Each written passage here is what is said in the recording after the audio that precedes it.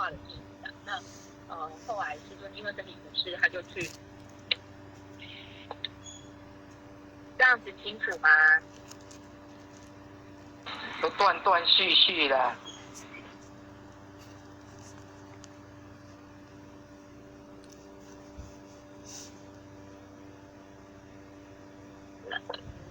那我再试试看。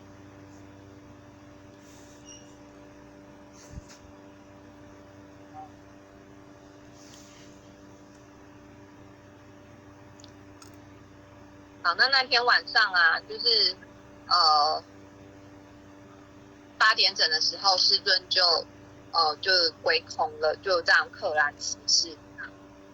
弟子们他们看到师尊就这样子离开了，就跪在地上，非常非常的难过，非常悲伤，他们不敢相信这个事情。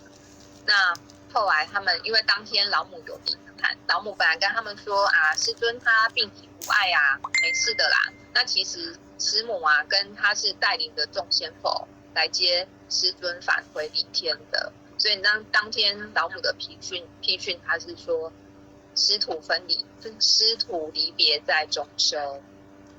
老母的批训就这么写了。那师尊这一代的名师啊，就在民国39年的中秋节这一天功果圆满归天，老母世封为天然护佛。这样讯号还可以吗？可以。好，感恩。可以。好，接下来我们来认识师母哦。师母她姓孙，名素贞，字明善，道号慧明，一样是山东人，她是山东的单县人。那她出生在清光绪的21年，跟师尊同领天命，所以一样是东方后第18代祖师。师母归空后呢，老母是圣号为中华圣母。那我们师母呢，她是月慧菩萨倒装降世，领命为女儿身。在民国7年的时候啊，遇到了楚老师，点化求道，后来呢就跟着入土修行。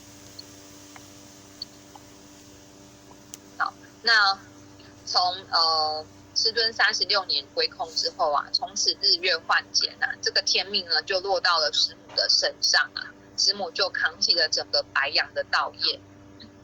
那民国37年啊，有一些前人啊跟前贤，他们就准备啊要去西安开荒。在禀报师母的时候啊，师母跟他们说，不要往西北去，往东南去开荒，那里有许多善良的园林佛子等着你们去度。那韩老先生他想说，东南方不就是台湾吗？台湾那个荒岛。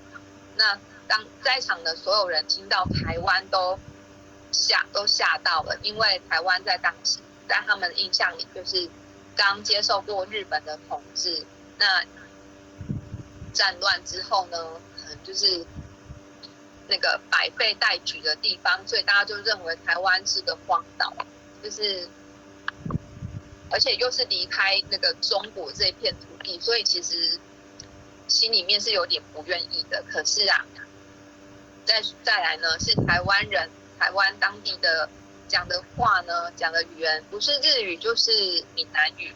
那而且前人他们都是道地的北方人，所以呢语言会不通。所以前人们他们听到师母说往东南去的时候是非常犹豫的。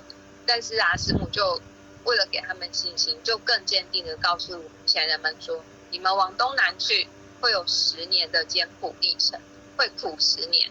可是只要你们有心啊，熬过这10年啊，以后的道路呢就会办得非常通展。